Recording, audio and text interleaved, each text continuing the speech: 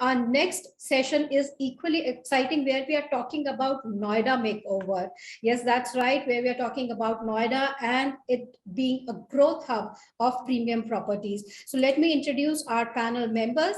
The session is moderated by Mr. Vibhor Jain, Managing Director, North India, Cushman and Wakefield. Vibhor is responsible for coordinating multidisciplinary operations amongst verticals, overseeing service delivery standards, building execution strategy, and enabling rapid and sustainable business growth in North India. With over 17 years of experience, Vibhor is considered as a trusted advisor and partner to top occupiers, developers, and investor clients in the market. Let me introduce our speakers now in the alphabetical order. We have with us Mr. Deepak Kapoor, Director, Gulshan Homz. He's an idealist at heart and perfectionist in practice. Mr. Kapoor brings unprecedented efficiency and credibility to the company, and he essentially masterminds sales, construction, and marketing strategies with enviable flair. Our next panel member, let me introduce Mr. Govind, co-founder and CEO Insomniacs. With over 10 years of experience in real estate consulting to the leading real estate brands across India, Govind has specifically focused on helping realtors focus on efficiency and drive better ROI. He has handled more than 280 projects, launches, and has helped brands optimize their media costs by focusing on digital media.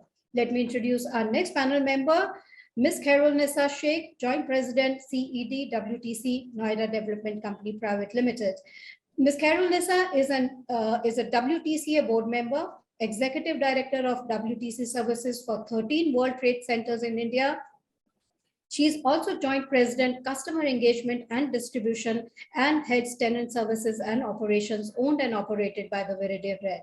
Ms. Khair engages business leaders, government, professionals around the world to promote India for business, trade, and investment. Our next very eminent panel member is Ms. Veenu Singhal, COO, Strategy and Operations for Gaurs Group. Ms. Veenu Singhal, triple degrees of CA, CS, and LLB, and she has held senior management positions throughout her dynamic career. She is result-oriented and a decisive leader with proven success for the growth of the organization. Ms. Veenu Singhal excels in a dynamic and demanding environment while remaining pragmatic and focused. Our next very eminent panel member is Yash Meglani, Managing Director, Mixon.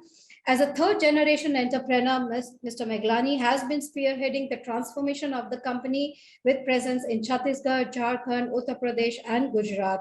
Mr. Meglani has developed affordable housing under the Pradhan Mantri Awas Yojana, and he is also a proponent of skill development, which is evident in his latest project called Mixon Kaushalam.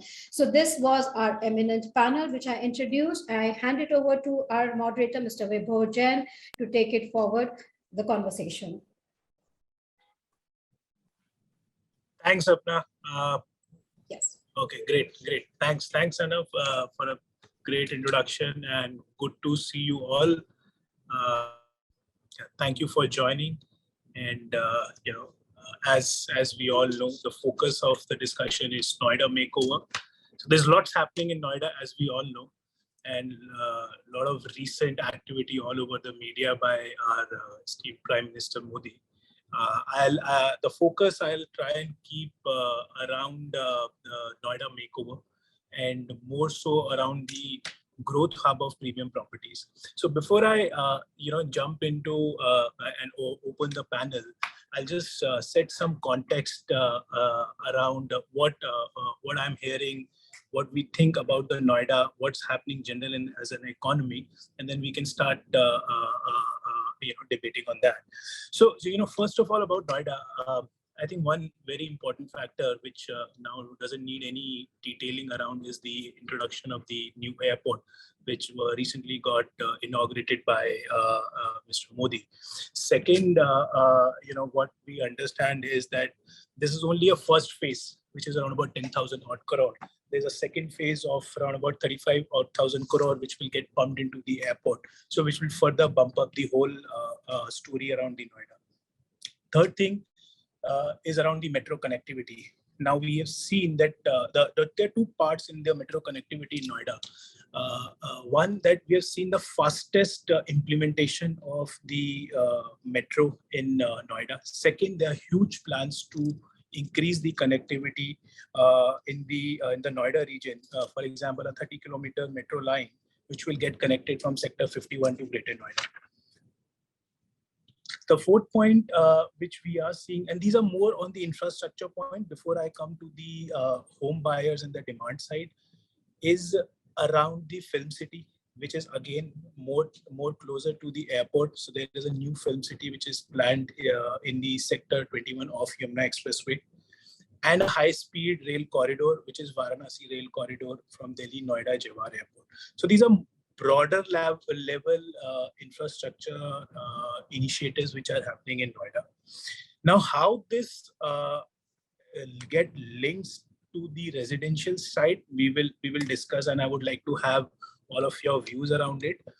I think what is also happening on the economy as a whole, and that is getting clubbed with the Noida, is that the buyer sentiment is really high on the residential side. And as I was there 5 minutes before on the panel, I think the earlier panels were also very upbeat about the whole economy situation. The reason we believe so that is happening, there are a couple of pointers around that. One is that the home loan rates are at a decadal low. And there is another aspect on the home loan rate, is that now the banks are actually transferring the reduction which is being done by the RBI to the home buyers. So if there is a 2 basis point reduction in repo rate, so or equivalent or a very closer equivalent is getting passed to the home buyers. So the confidence in the home buyers is going up. Third, there is a time value correction which we are seeing in the residential apartments. When I say time value correction, is that the prices of apartments have remained same over the last 3-4 years. So if the price of an apartment was, say, worth 2 CR, and after 2 to 3 years, in today's time, is still available at the same price, so the confidence of buyer goes up that yes, the prices will further not go down, or I'm better off buying today. So that's one aspect. We can debate about it. People may have a different view around it. That's what I understand from the Noida infrastructure and the buyer sentiment. Now coming, and I'm just trying to focus, this is a broader level agenda, I'm just trying to focus now on the topic which we have today, is around the premium properties and how the Noida market is coming as a whole. I was just looking at some data, and I was surprised to see that the share of new launches, the residential new launches in the high-end segment in 2016 was around about 21% odd, which has now grown up to almost 48% till Q3 2021. So which is a big jump, right? So I think that's what is the Noida story talking about. So on that, if I'll just open the panel, and on this note, if I can, have my first question directed towards Mr. Deepak Kapoor, Gulshan Homz, that what do you think? What's driving this demand of premium properties or residential market in Noida, and how do you see this demand 6 to 12 months? Definitely there is something which is happening because the developers are also pumping in more of premium property. And how do you see the demand side? So maybe if you can just give the viewers on this link, how do you see the demand side? Thank you, Vibhor. I see there has been always a demand for the luxury segment. Only thing is that luxury customer has an option as to when to buy, because it is not the primary sale, the luxury segment. So I say there has always been a demand for the luxury segment, and the luxury segment has done well. Only thing is, since 2010 also, many developers have sold luxury properties to the tune and at the rate of 8,000 to 10,000 rupees per square feet way back in 2010-11. But the irony is, no one was able to provide delivery to the customer, to the end user, even till 2020 and 2021. So we as a Gulshan Group, when we mapped the market, and we've been largely present in Noida and Noida Expressway, we found there is a definite demand for the luxury segment, and that is what our research culminated into developing one more luxurious project. And we found, yes, there is a demand and the customer is coming to pick up that demand. Only thing is that the demand stimulation has happened because of COVID. Post-COVID, there is a change in the demand pattern. Everybody looks for a little bigger space for the residential segment. And that bigger space is the requirement of today every family. A 2-bedroom fellow is looking out for a 3-bedroom apartment. A 3-bedroom fellow is looking out for a 4-bedroom apartment. And the population who's enjoying 4-bedroom is looking out for a 5-bedroom apartment. Because post-corona, we have seen that there is a individual space, and since everything has gone online, we need a little extra room for managing our work from home or studies from home.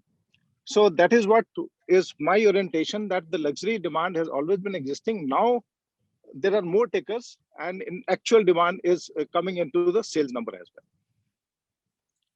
Okay, great. Thanks, Mr. Kapoor.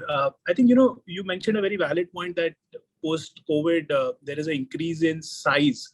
I think we need to just maybe deliberate more on the premium residential market, and my one thought around it, and maybe Khair can be the right person to answer. There are a lot of other factors which are happening in Noida, like there are new malls opening, for example, Mall of India. There are new developers and new institutional players like Blackstone, Brookfield's coming in, and there are new companies who are coming in and setting up their shops. And there, of course, when these companies and these malls come in, there's a new set of families which comes in, the new set of CEOs, CXOs, they come into play. So does that also have a bearing and effect? Khair, what's your viewpoint around that? More specific towards the, how is it getting related? See, actually, to be very honest, if you look at Noida as a market, when we are talking about office space, it contributes to the 3rd largest office space in the country. I mean, 20% of the office absorption is what Noida contributes to. When we are looking at, now you're asking why you're talking about office space, largely we have seen that the office space indirectly actually contributes to the residential. The Noida as such, there are a number of factors. You talked about Mall of India, which is a retail. You talked about office spaces. There's so many. There are more than 50 corporates, large corporates like TCS, HCL, Microsoft, NIIT, which have their corporate offices in Noida. They are also helping and contributing to the residential market. In addition, when we are looking and when we compare it with Gurgaon, space is becoming very dearth. Whereas in Noida, because of the prices, when you compare them with Gurgaon, they are much, much better, or they are lower than Gurgaon. And with the large spaces, then, one is this availability of space, wide spaces, greener spaces, pollution-free environment, well-planned infrastructure in the city, good connectivity, corporates being there. They're all adding to the factor of residential in Noida. And plus also the good developers, like Gulshan is a good developer, developing good construction. The North India's first World Trade Center is in Noida. So again, good developers like World Trade Center, Gulshan, ATS developing good residential apartments, added with what Noida has to offer, both from the perspective of the development infrastructure and connectivity. The corporates making Noida as home, they're all adding to making Noida the next destination for residentials. Great, thanks, Khair. So, I think I pick up 2 points now. What Mr. Kapoor said, size definitely post-COVID, and I said that new office occupiers mall are driving the demand. Veenu, if I can, ask you the third driver, which what do you think? Is it also pushing this demand? That is there any kind of incentives which developers are providing to drive sales of these premium properties? Is it more, we discussed from the demand side, from the supply side, is there anything which is pushing this agenda?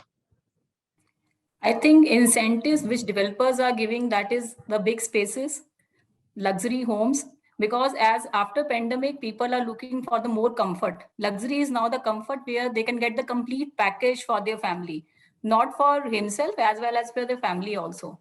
They want the gyms for the fitness, they want gyms, clubs, pools for the family, they want the playing areas, departmental stores, pharmaceutical shops. After pandemic, the picture is changed. They need everything at their home.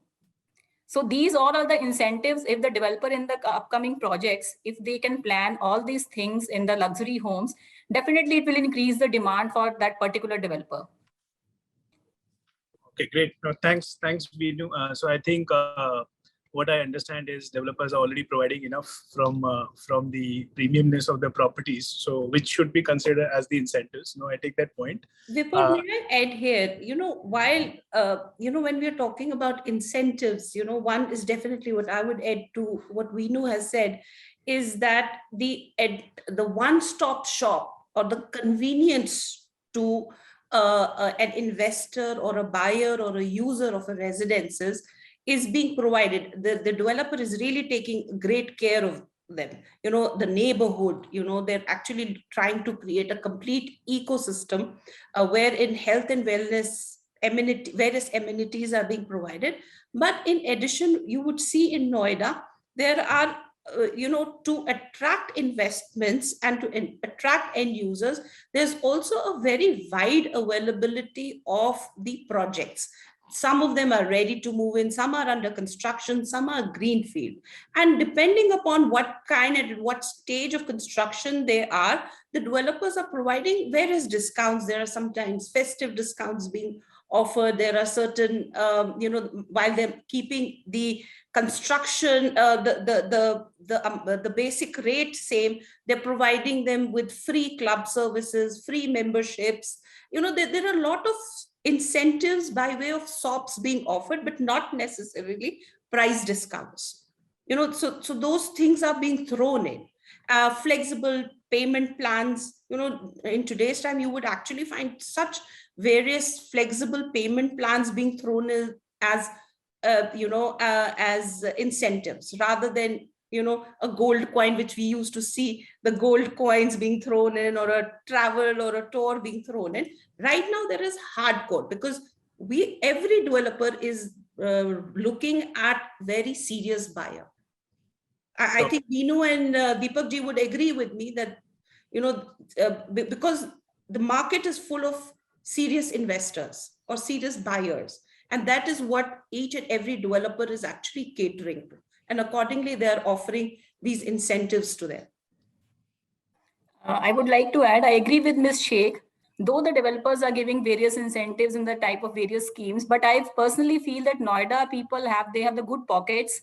And instead of these incentives, they are looking more for the better homes where they can get everything at one place. As you rightly said, one shop for every people. That is the reason. Sure. No, thanks, Khair, thanks, Veenu. So, on this point where you're saying that the buyers in Noida, they have pockets, and you are seeing that change. Veenu, my question again to you is that as I briefly outlined the development in Noida, the infrastructure which is coming up in Noida, do you see that that has a very big bearing and effect on the demand side and the uptake which we are seeing in Noida? What's your view around that? Yes, I agree that this will be going to be the good game changer for the Noida. because infrastructure is improving. This announcement of Jewar Airport, definitely it will improve. It will push the demand for the real estate sector. It is going to create the employment opportunities for the people. And I think buyers and the investors, they will be happy because buyers can get home with the better connectivity. They will get better opportunities. And of course, more money comes with the employment opportunities, and it gives a big push to the real estate sector. Okay. Okay, great. Thanks, Veenu. Do we have Mr. Yash Miglani also on the panel? No, he's not here right now. He's joining. Okay. Some network issue he's facing. No problem. I just wanted to clarify. Okay, so Mr. Kapoor, if I can, I can direct the question towards you, which I thought that I'll have with Mr. Miglani is.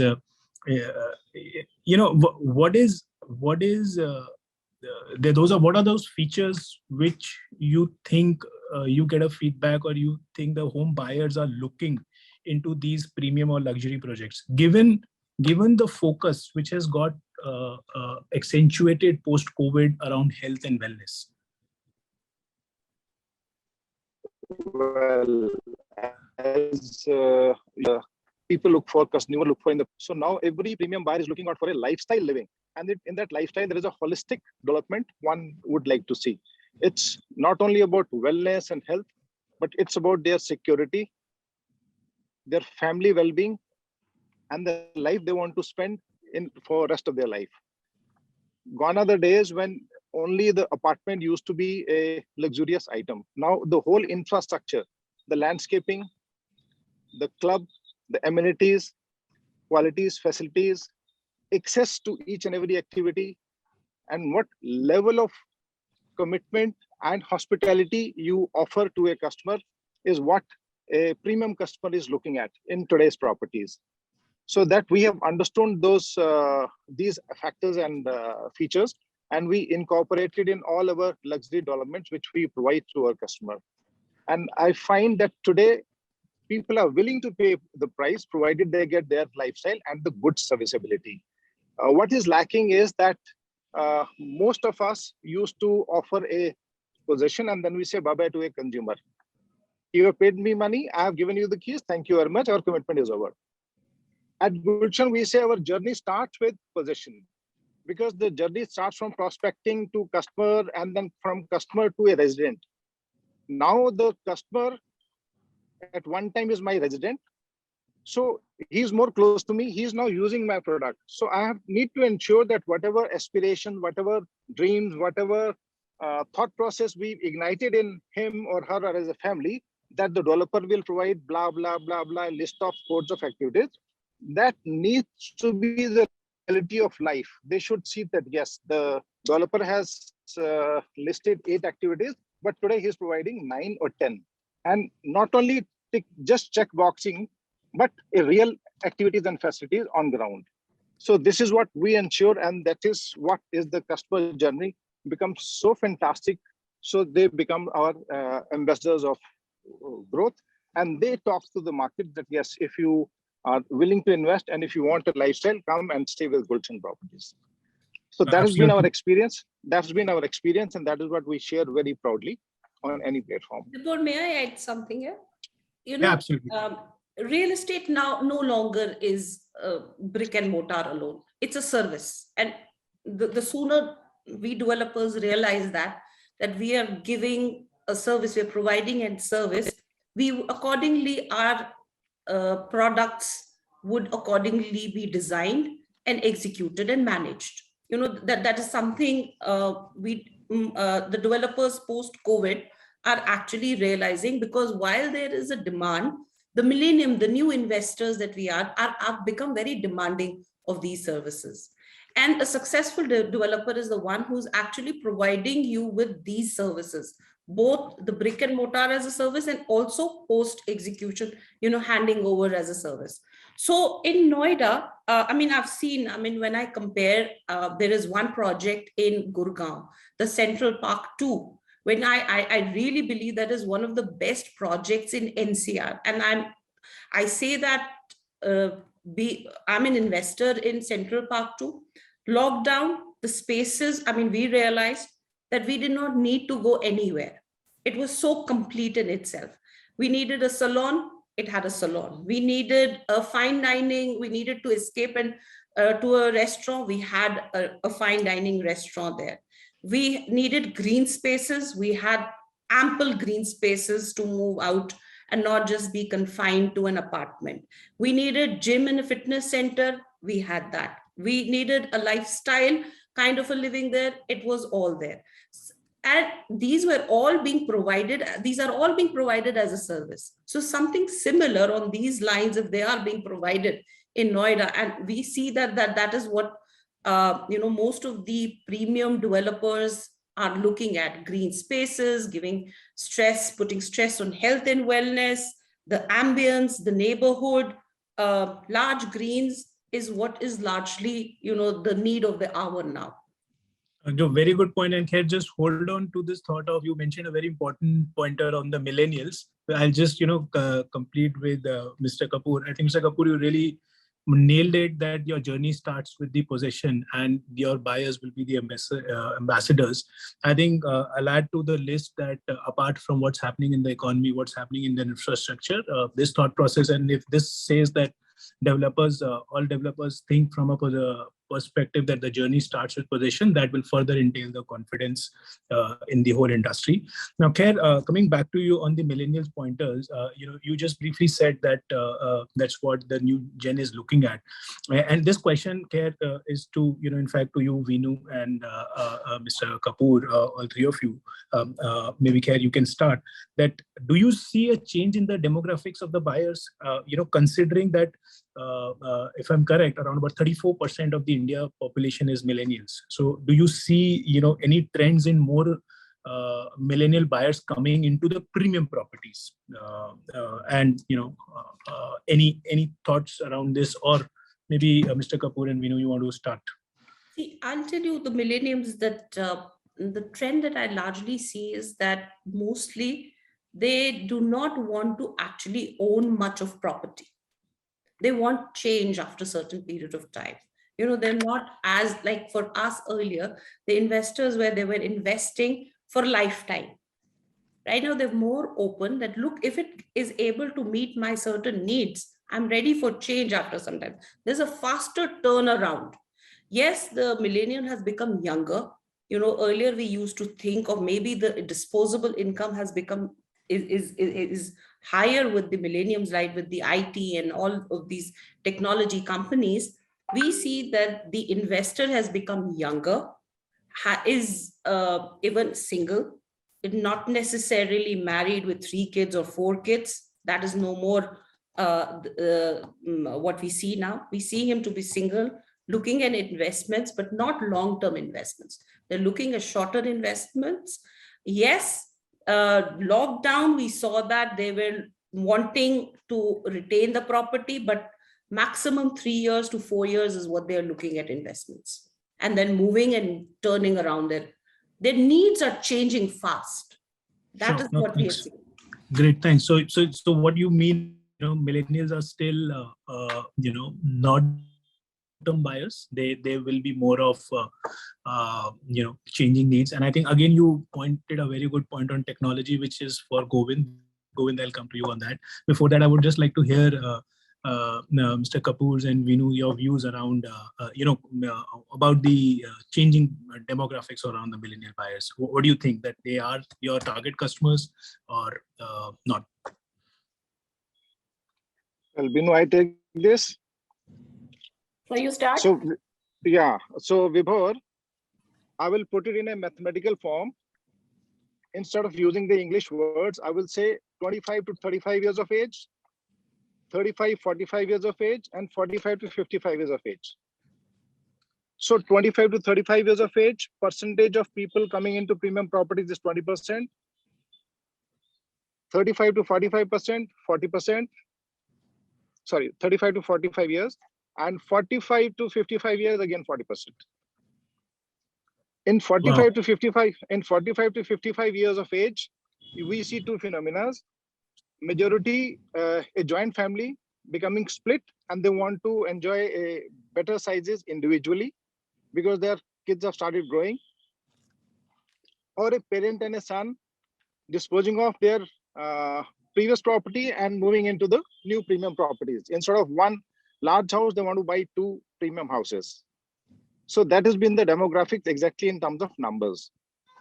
As Ms. Khair said, yes, absolutely. When we say young millennials, the trends are showing that they are least bothered about owning a property. They're like more migratory in nature. That has been the trend in all the research papers which is being published or talked about in the last 1 year of discussion all across the world. They prefer to be migratory birds. Only thing is that this COVID has put them into their nests for long, because COVID restrictions, you cannot travel much. Otherwise, given the thought process, they will prefer to travel here and there. So they are not sticking on to these properties for the long term, as Ms. Khair said.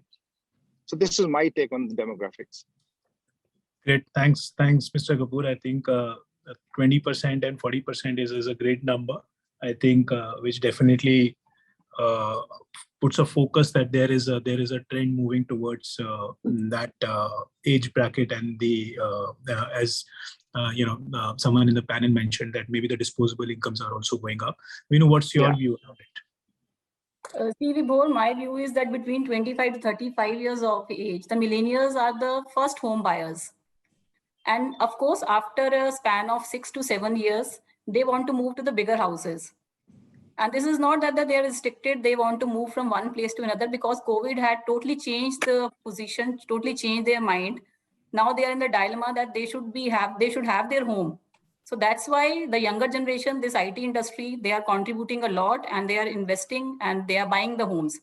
And I think 70 to 80% of the properties, they are bought by IT industry, IT people. So millennials are the first contributor to the real estate industry, and definitely people keep on changing their demands. With time, they add on their pockets also. They look for the bigger houses, more luxury projects. Okay, great. Thanks. Yeah. I think we get the same viewpoint that yes, there is a trend moving towards the millennials. Now, coming to the point which Khair mentioned on the technology, and Govind, if I can direct this question to you, since you are in the space of digital marketing agency, and what we just spoke about, millennials, technology, they all are very closely integrated. So how are you seeing the role of technology, or digital marketing in this space, especially the premium properties, and what are your trends? What do you see that the trends are, or maybe how successful this whole marketing or the technology piece is in the customer acquisition, and just some bit around the role of technology in this space. Sure, Vibhor. See, what I'll do is I will actually take the pointers exactly from what the speakers already spoke about. So to begin with, one of the important things that we got to understand, that is the infrastructure story that is coming out. We have been operating pan-India, specifically in Bangalore, Pune, Bombay market, and North operations are very recent. But we're really bullish about the Noida market now because of the growth story which is being sold by the state government to the central government, and the real challenge as well as an opportunity that lies here for all the developers who are residing into the residential spaces, specifically the premium ones. The reason being, in real estate, what we do for targeting our audiences, we have this funnel, which we call as top of the funnel, middle of the funnel, and the bottom of the funnel. So the top of the funnel is the lower, the local absorption. The people who are already residing, they are already considering. But the MOF and the BOF story are the most, interesting ones, where we see discovery, where we see discovery market, where we see the migratory people that people, here the speaker spoke about. That is where the whole digital and technology element actually comes in. When we are talking about technology in today's point, in the last panel, someone mentioned about VR. Now, virtual reality or the way you're showcasing your project definitely has their own, they are like primaries nowadays. In elections, we have these primaries. People are going there, they're selecting their homes, and then they're filtering down. But in the MOF and BOF, which is the customers who are not into Noida market yet, but they're going to come in because of the story, that's where the digital is going to play a very important role. The more early we start preparing for it, the developers who start preparing for it, right from the SEO for the, the SEO definitely plays a very important role. So 1 year down the line, owning the whole story on the digital part, the best of the brands are definitely going to get the benefit of it. The second part, when we say the technology, we spoke about the real journey is beginning nowadays after the position is done. Now, that plays a very important role as well. From last 4 years, I have been really working hard to tell the clients that, we are really seeing that there's a lot of consolidation happening. The customers are much wary and they're going online and they're talking about the experiences. And in that case, it's very important to control those narratives as well. If you are not going to control those narratives in your own community, they're going to go out and talk. They can have small issues. There are multiple issues we have seen that, that can be sorted on one-to-one level, but they're going on or out on internet. So the services that is coming out of the possession, how do you manage it? Are you leaving a third-party platform like a MyGate or a apartment adda after the society formation, leaving it to them? Or some part of it, you are trying to control that narrative as well with the help of technology by creating communities which is where the customers are there on your own platforms. Now, that's a very exciting space which is emerging where, I definitely believe that, there's a huge amount of potential where, all the developers have to bother about their own customer set, engage the community, use them for the referrals, which is coming into the future, which is going to help them, have their customer acquisition costs lowered down because of the, long-term asset value that the customers can bring. Now, these are the opportunities into the technology space that last. And the last part, which is the millennial element that we talked about. Now, the trends vary. One of the speakers spoke about in the last panel that the 50% of the people are actually coming online and making decisions. But our trends have been that, 80 to 90% of this audiences are influenced by what they are seeing on the online. Now, the millennial audience, we got to understand, the millennial audience of 5 years back is very different than the millennial audience of today. We have had two internet booms, one in 2014, where housing.com and Topper, many, startups came in. Of course, it slowed down. But the new boom, which is going on, which started right after the pandemic, I believe it is going to stay for another 2 to 3 years. That would mean a lot of millennials are going to get richer. It is not just the people who are running the companies, but also who are working with them because of the ESOPs, the value that is coming in. Now, the millennials, they want to show it off. They want to put it, they believe in real estate now because of the kind of corona pandemic, the market that happened. And where are they going to put this money? So the millennial money is coming. It's coming huge. We have to target them. They are internet savvy. We cannot just ignore this fact. And typically in the last 1 year, we have always been operating and seeing the India patterns in Bombay, Bangalore, Pune absorption, the 25 to 30 year. Mr. Deepak spoke about 25 to 35 year. Let me speak about 25 to 30 years.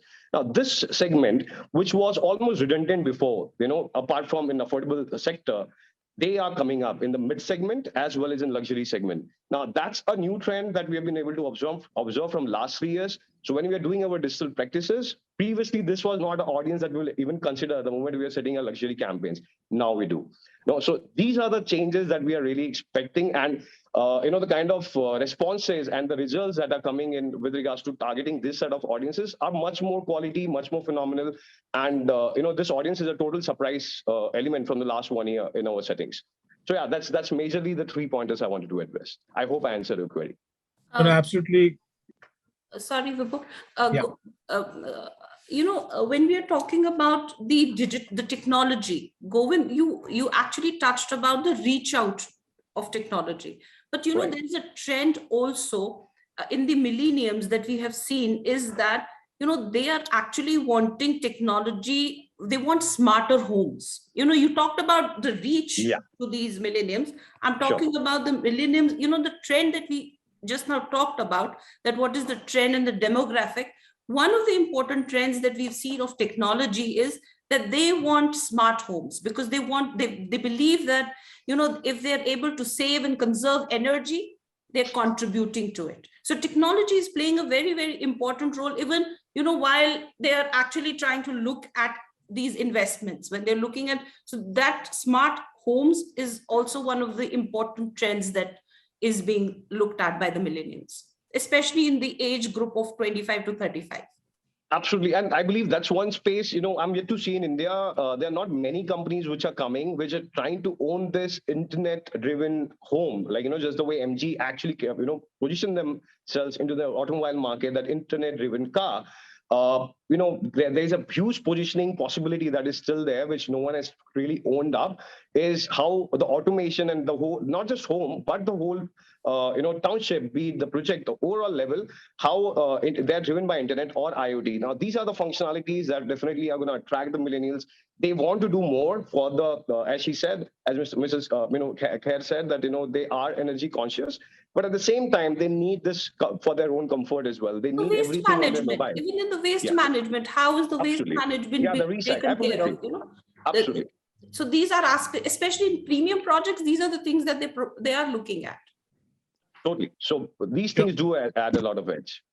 Thanks, Govind, for bringing. Vibhor, I would like to add, I appreciate the views of Govind and the Sheikh, but I mean, so far as the real estate industry is concerned, there are two areas of real estate, that is the pre-sales and post-sales. And so far as the digital is concerned, in the pre-sales after COVID, I think people are more concerned for the digital, because they can't take the decision of buying a home in the one round. So it's better if we make the real estate industry more technology wise, like if they can take the virtual round of the home in 2 or 3 rounds, and only in the one physical visit, they can come and take the decision. So that is the one point in pre-sales. And in the post-sales, as already Govind said, I appreciate his views, that he said that post-sales, they want to talk to the people about the post-sales after possession, what are their views, how their problems are resolved, how many applications are working in the society. So that is also the one more point for which developers should work. Because as present, people are more for they want to save their time. So they want to work on the digital. So that is, I think Govind is right on that point. Great. No, thanks, Veenu, for bringing this up. And Govind, a great pointer to highlight that you have a 25 to 30 years age bracket as a target for luxury. I think which is a good insight for everyone, and Khair for good highlighting on the technology piece. On the technology piece, maybe I would have this question directed towards Mr. Kapoor as well. As we discussed, as Veenu also highlighted that technology is important, but is it like a must only for luxury or premium properties, or because what we see as a smart homes, or we see the technology integration in all aspects of the residential society. So or do we say that if it is a premium or luxury project, the technology is a must now, it's like a given, or that's an added feature, or there are stages to it, Mr. Kapoor? Well, as far as my opinion is concerned, technology touches at every point in your life. And when it comes to real estate, whether it is affordable, mid-segment, or premium, it is inevitable. Today, you see the education system is switching on to technology. Today, customer management is switching on to technology. Today, post-possession hiccups, everything is technology driven.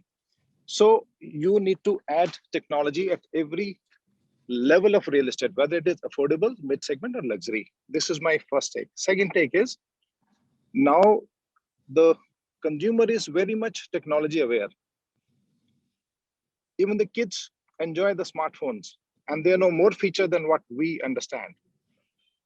So it is very much pertinent to every developer to introduce technology platforms and introduce technology-driven services for ease of living. And that is what is the experience we are providing in all our housing to our consumers. And consumers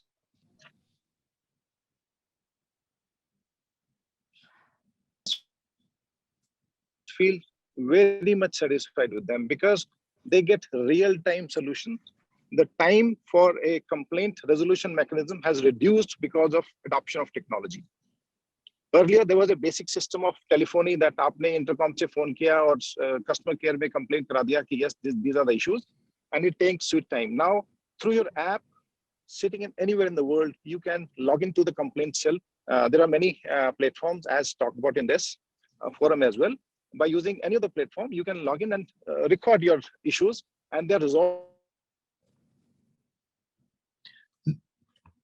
Okay, great. I think we'll come back to this. I think we are closing to the time. So there are two more pointers which I would like to cover for the benefit of the audience, and touching all aspects of the today's agenda.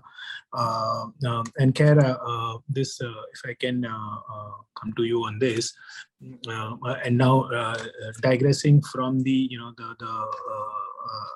the premium properties we were discussing, there is a trend. What we have seen is that there is a focus on the joint development agreements and the JVs in Noida, apart from the traditional pure land buy. And in our earlier session, there was a lot of discussion around the land, which I was hearing. There is, the smaller players with the land ownership have partnered with large developers from south and west of India to enter with management agreements as well, like Godrej Properties and Kalpatru are developers with projects. Such models in Noida. Prestige is coming up with again a launch in the market.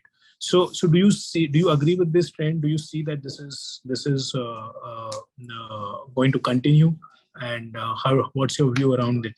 To be very honest, I'm actually an advocate of JDAs. Largely because I feel that land is a very expensive commodity. For any big developer to come to any other new city, new city for expanding their base, it is always best to partner with the local stakeholder. Now that we're talking about real estate as a service, and to take advantage of the landowner, his experience of the market, his connections with the government, with the approvals for the sanctions, his relationships in the local market, it is best that we actually go for the JDAs and joint ventures.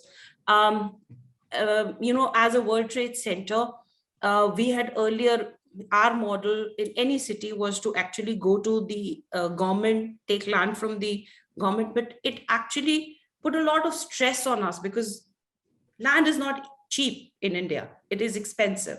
So we needed to distribute because our actual focus was on the deliverance of the projects, the real estate that we wanted, the facility with the purpose that we want to give. So we thought that we are specialized in providing the infrastructure and the services. So we better concentrate on that, and we take the local stakeholders because they have the expertise of the market, they have the know-how of the market, they have the relationships in the market. So we actually adopt this model.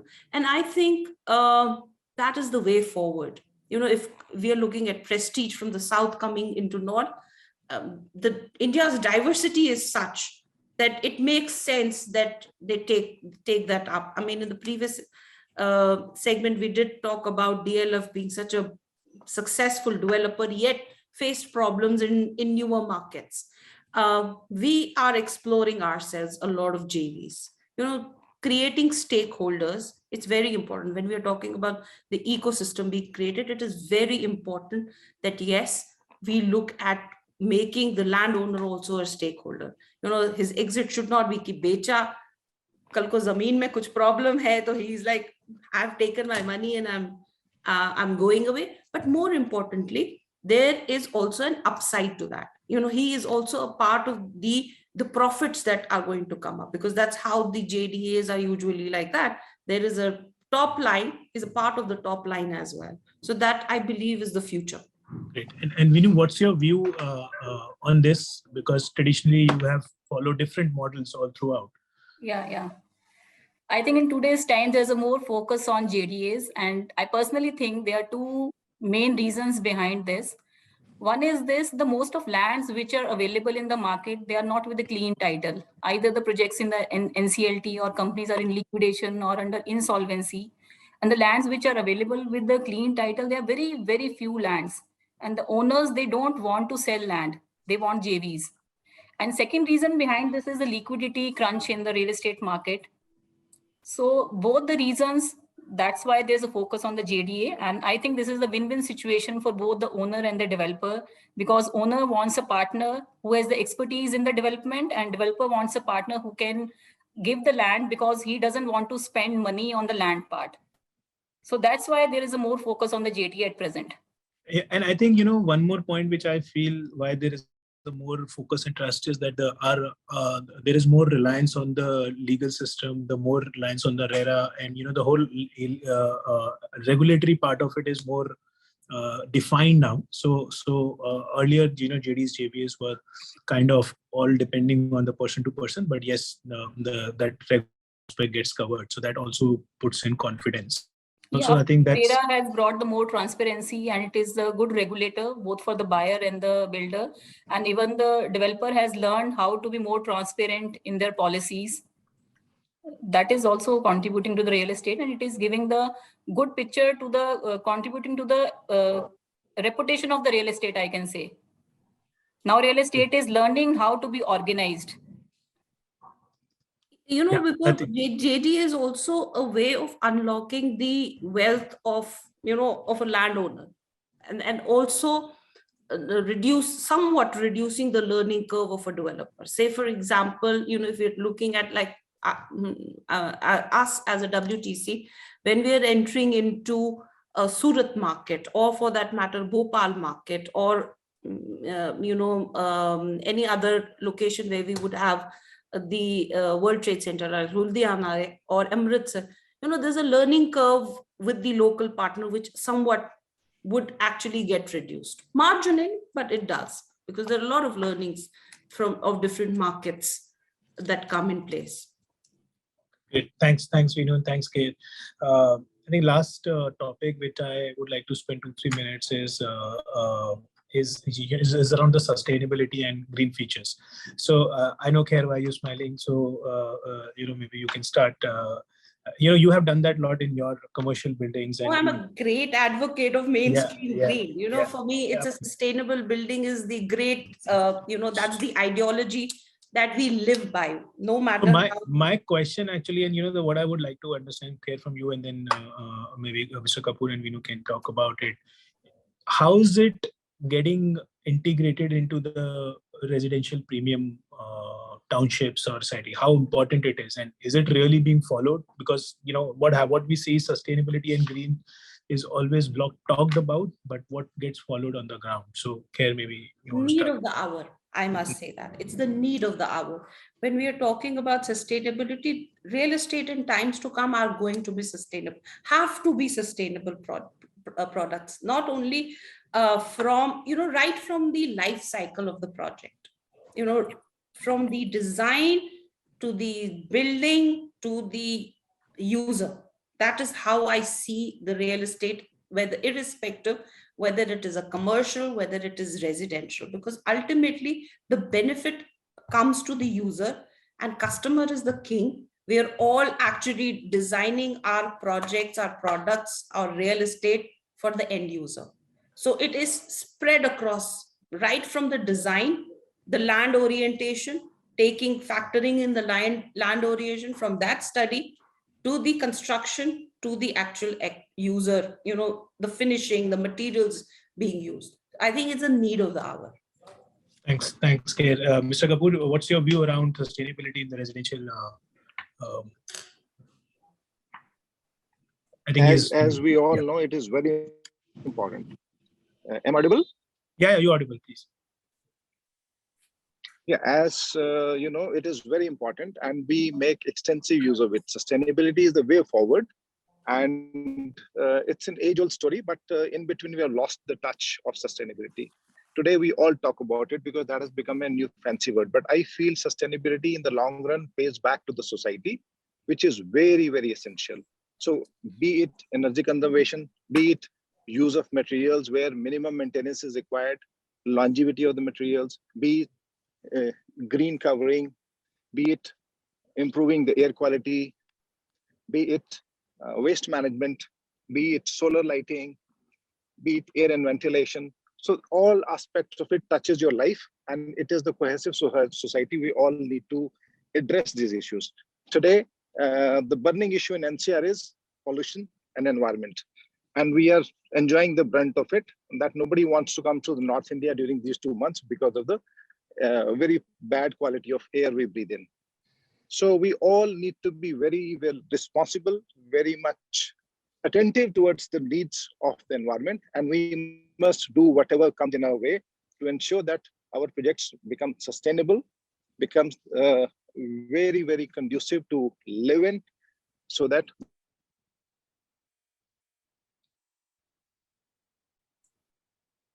Okay, great. I think other panelists are now online and Sapna has switched on the video. That's a sign that we should close. So I'll just, close quickly, Sapna, with I need 2 more minutes with the last question, and maybe all of you just can, spend a couple of lines on that. Now we all discussed, and I think more or less we agree that there is a good demand. we have in our one of the projects, we have taken the platinum rating of.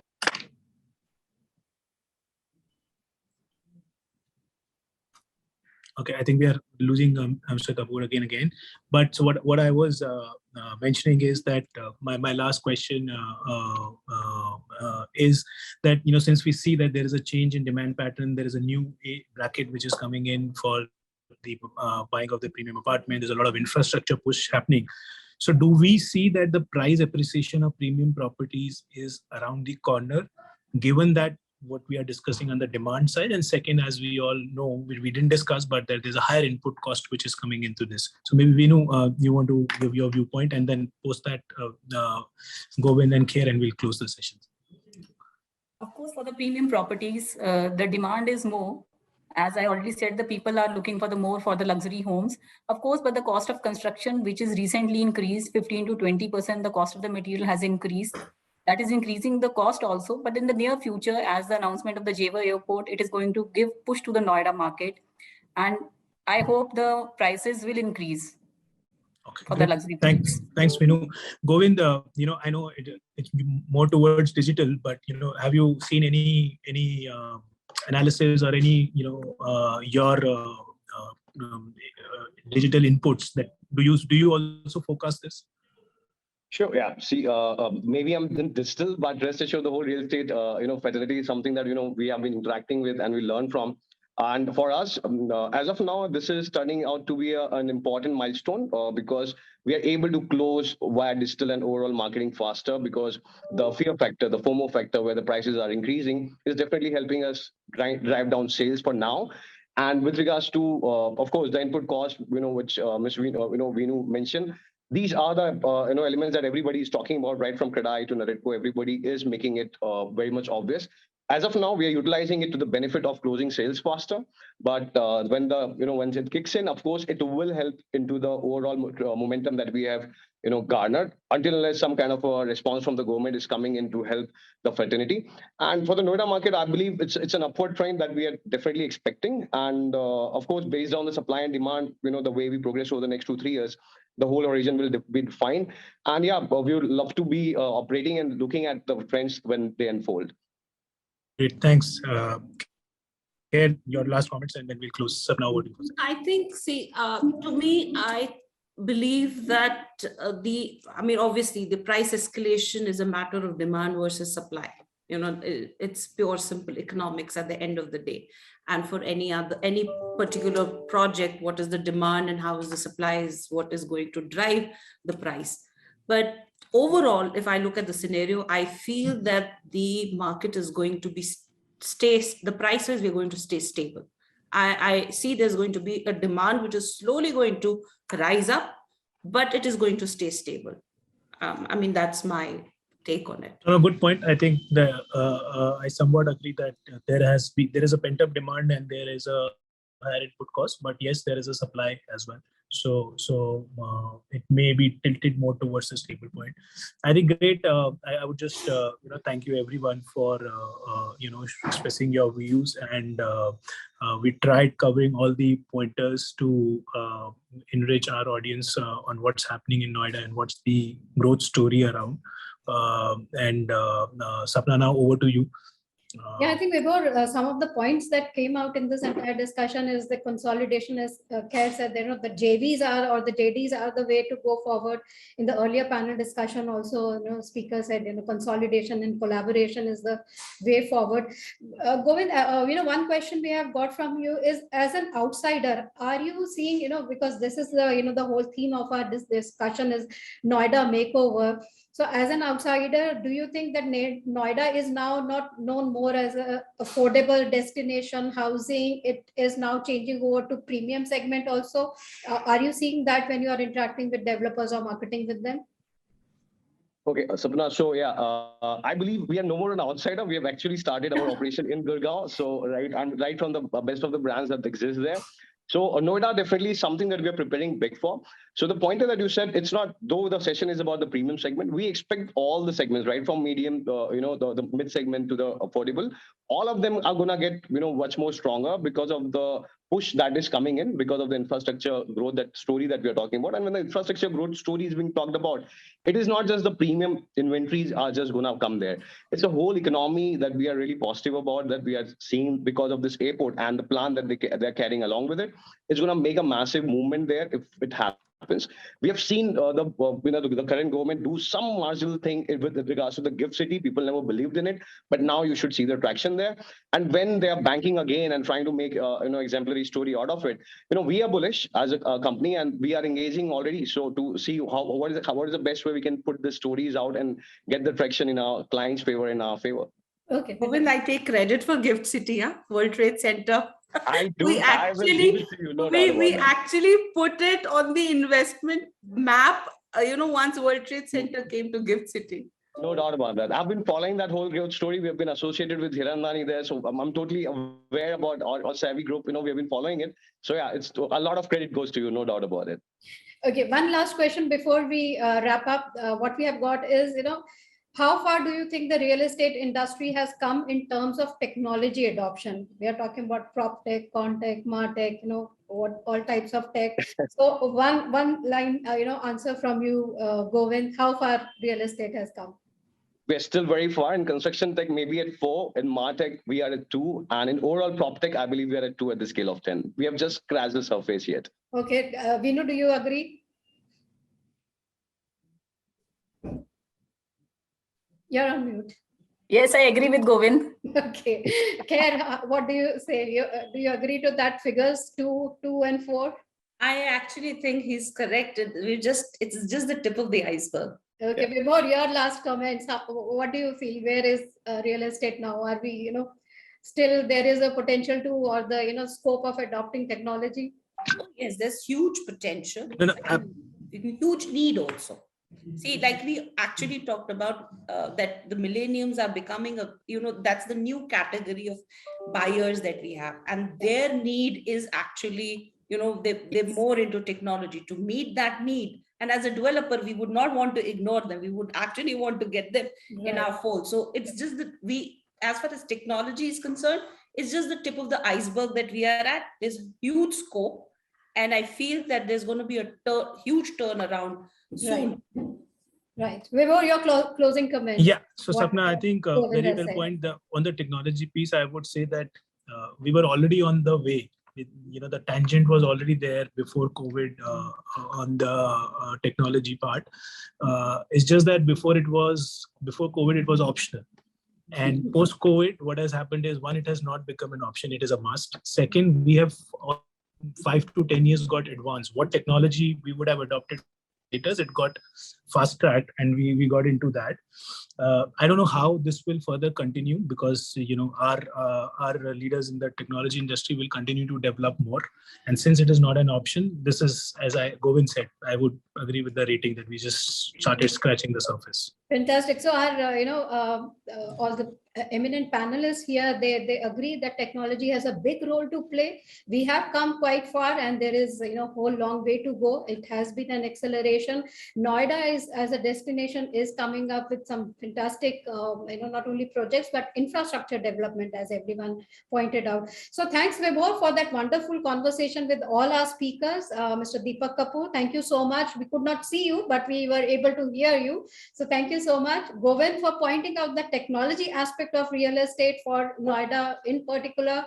Ms. Carol, Nissa, for being here with us once again, sharing your views. Veenu, a very warm welcome to you. You have joined us for the first time, and it was great hearing your views. So thank you everyone for being part of this session, and let's move on to our next very eminent panel. Thanks, Sapna, and thanks, Vibhor. Lovely job, Vibhor. Thank you. Bye-bye. Bye-bye. Lovely catching up, everybody. See you.